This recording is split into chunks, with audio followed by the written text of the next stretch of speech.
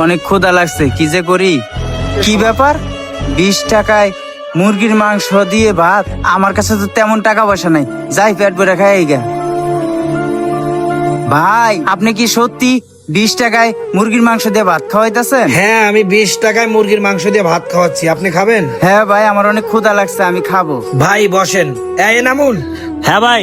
ওরে মুরগির মাংস দিয়ে 1 প্লেট ভাত দাও তো। ভাই, আমি একটা জিনিস বুঝলাম না, আপনি কি হোটেলের ক্ষতি করতে চাচ্ছেন?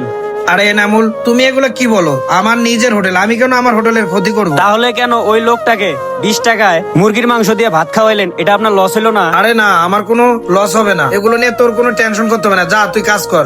না ভাই, এটা আপনি আমাকে বলেন, এটার পিছনে নিশ্চয়ই কোনো রহস্য আছে। আচ্ছা, তাহলে তুই শুনতে চাস? তাহলে শোন। যাই এই দোকানে গিয়ে ডিলটা ফাইনাল করি। আসসালামু আলাইকুম ভাই, কেমন আছেন? হ্যাঁ ভাই, ভালো আছি। অনেকদিন পরে আসলেন ভাই, বসেন, কিছু খায়া যান। না না ভাই, খাওয়া দাওয়া করার জন্য আসি নাই, আপনার সাথে জরুরি একটা কথা বলার জন্য আসছি।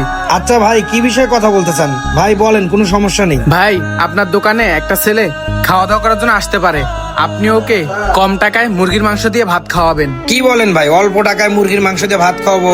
তাহলে তো ভাই আমার লস হবে ভাই।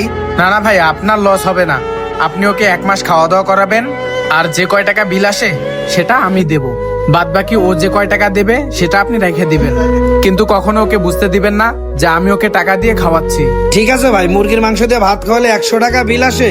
ঠিক আছে, আমার তরফ থেকে 50 টাকা আমি বিল নেব।